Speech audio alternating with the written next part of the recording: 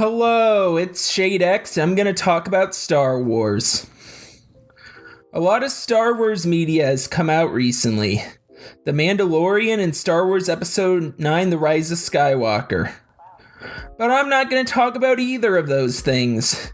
Instead, I'll be talking about Genndy Tartakovsky's Clone Wars, which ran from 2003 through 2005. The series bridged the gap between Episode 2 and Episode 3 and was released in between those two films. Star Wars Clone Wars is one of the best Star Wars cartoons of all time, and Genndy Tartakovsky is to thank for that. George Lucas definitely made the right move by choosing the creator of Samurai Jack to make the first prequel-era Star Wars animated series. The show came to be after Hasbro approached Lucasfilm to create an animated series to sell toys before the release of Episode 3, Revenge of the Sith. Cartoon Network was the chosen channel to air the show on, and they suggested to Lucasfilm to have Genndy direct the show.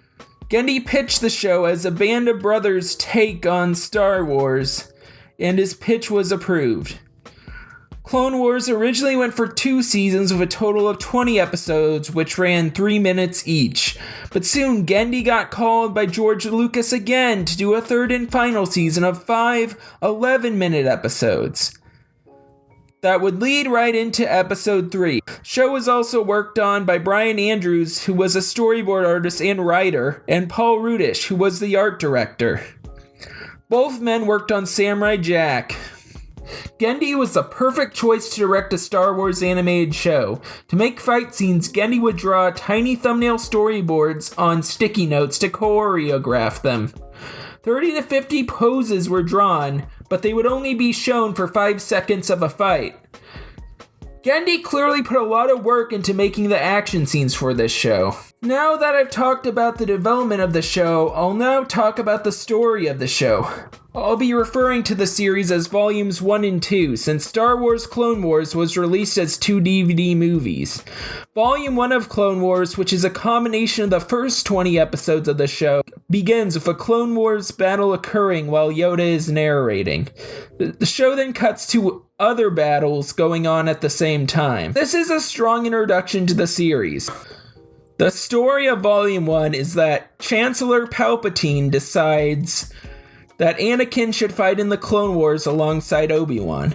Obi-Wan disagrees with this since Anakin is still his Padawan and he believes he isn't ready, but Chancellor Palpatine says that it is settled.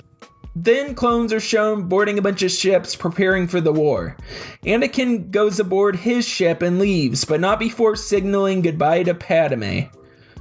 What follows is a lot of action. The ARC troopers battle some droids.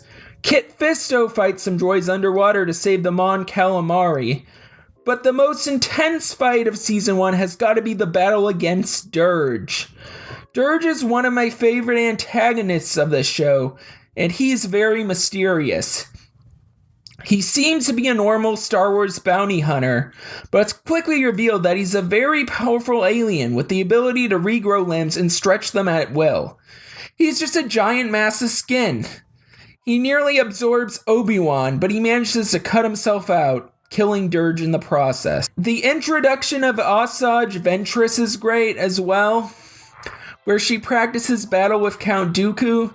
She had a larger role in the 2008 Clone Wars series, but she's in this series as well. There's another great action set piece in the volume where Mace Windu fights droids on Tatooine while a small boy watches. There's also a scene where Yoda goes to rescue Luminari Unduli and Barriss Offee from droid attackers. Along with Yoda are Padme, C-3PO, and R2-D2. I like Padme in this scene because she shows she is strong. She manages to shoot down some droids during this part of the show. But the best parts of the volume are Anakin's battle with Asajj Ventress and the first ever introduction of General Grievous. The battle against Asajj Ventress is great. I like this part of the series because it shows Anakin's disobedience of Obi-Wan's wishes. Anakin follows Asajj's ship, despite being told it was bait by his master. Anakin ends up defeating Asajj Ventress in an epic lightsaber battle, despite the fact that Obi-Wan didn't want him there. Anakin returns, and the clone army seems to be victorious since they've taken down the banking clan. However, the Republic has a greater threat now, and it's General Grievous. General Grievous made his first appearance on screen in the show, and Genndy's version of him is the best version of the character, period. He's fast, agile, and super badass. This version is my all-time favorite interpretation of the Star Wars character. Tons of Jedi get defeated, and Ki-Mundi and Grievous are about to fight, until the show cuts to Yoda sensing a disturbance in the Force. Then Volume 1 ends. This was a solid first half of a great series. Volume 2, which contains the last 5 episodes of the series, picks up where the first one left off, with ARC troopers now showing up to take down General Grievous and his army. Grievous slaughters a few of them, while the rest of the ARC troopers take the injured Jedi and Ki-Mundi onto their ship. Shaak Ti and Aayla Secura are the only survivors, which means that Shaggy is dead. Yeah, there was a Jedi Shaggy in Star Wars, and he died in this series. A moment I like in Volume 2 is a flashback of young Anakin and Qui-Gon Jinn. Young Anakin is about to do a final test in a tree. Then it cuts to Yoda and the Council talking about how big a threat General Grievous is. Obi-Wan suggests that instead of talking about battle strategies, that it's more important to usher in Anakin as a Jedi Knight. Next, there's a cool city scene where Anakin walks the street of Coruscant. There are some really cool alien designs in the scene, similar to Samurai Jack. I like this scene since it shows Anakin being paranoid. He nearly attacks someone with his lightsaber until he notices it's Padme. This is a nice romantic scene between the two, which follows up with a scene of C-3PO stripping himself in front of them to show his new gold plating. Yeah, that happened. What follows is Anakin's knighting ritual, which is one of my favorite moments in the series, and one of my favorite Star Wars moments of all time. A Jedi knighting ritual has never been shown in a Star Wars movie or show at that point, so it's really cool to see one happen here. I really like how Yoda cuts off Anakin's Jedi braid and dubs him a Jedi Knight. This was a very important scene for Anakin, and I'm glad Genndy decided to include it. What follows is a montage of Anakin being a Jedi Knight. Anakin then returns to Padme with a scar. In Volume 2 of Clone Wars, there are a lot of cool character moments between Anakin and Obi-Wan. One funny scene I like is when Anakin eats bugs in front of Obi-Wan to his disgust. This leads to an adventure where Anakin and Obi-Wan go into the sewers to destroy a force field some droids set up. Anakin wants to fight the droids, but Obi-Wan stops them and rolls some tiny bombs instead. I like this one because it shows Anakin's impulsiveness yet again, but this time Obi-Wan is there to stop him. Anakin and Obi-Wan go on a different mission, while the rest of the Jedi try to stop General Grievous from kidnapping Chancellor Palpatine. I like the contrast and scope that both storylines have. One is slow, while the other is intense and full of action. The Anakin and Obi-Wan story is a fun one. Anakin and Obi-Wan end up on a planet inhabited by a blue alien species called the Nelvaan. There are only female Nelvaan on the planet, and Obi-Wan notes that it's strange. The Nelvaan men have all gone missing, so Anakin must find them.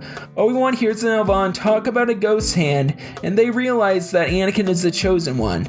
Apparently, Anakin was destined to save the Nelvaan. Anakin then goes to the ritual, and he gets bugs put on his chest, which make a weird design on his chest. He gets a vision that hints he'll become Vader. Anakin then saves the male Nelvaan and destroys the lab, and he loses his robot arm. Despite this, after leaving the lab, Anakin mops the floor with the Techno-Union scientists by using the Force with his amputated arm. He kills all of them and is hailed a hero by the Nelvaan mutants. Now there's the Grievous subplot, which leads directly into Episode 3. Grievous sends a bunch of droids to Coruscant, and an epic battle ensues. Mace Windu is awesome in the show yet again as he cuts battle droids to bits. Grievous kicks ass yet again in this series. He is super badass and he defeats the Jedi for a second time. But apparently George Lucas thought Grievous was way too cool, so he made sure to tell Genndy to have Grievous get force crushed by Mace Windu, so he'd be weaker in Episode 3. The series ends with Chancellor Palpatine being captured by Grievous, leading directly into Episode 3. Anakin and Obi-Wan go to find Chancellor Palpatine, then the series ends. After Clone Wars, a new series called Star Wars The Clone Wars came out in 2008. The show threw Genndy's show out of canon, and a new showrunner named Dave Filoni was now in charge. I've watched the 2008 Clone Wars series, and it's not bad. The show did some crazy stuff, like resurrect Darth Maul.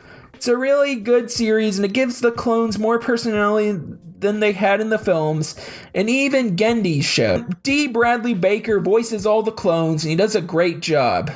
But I'm not here to review Star Wars The Clone Wars. I'm here to say that the series would have likely never happened if Genndy's show didn't come out.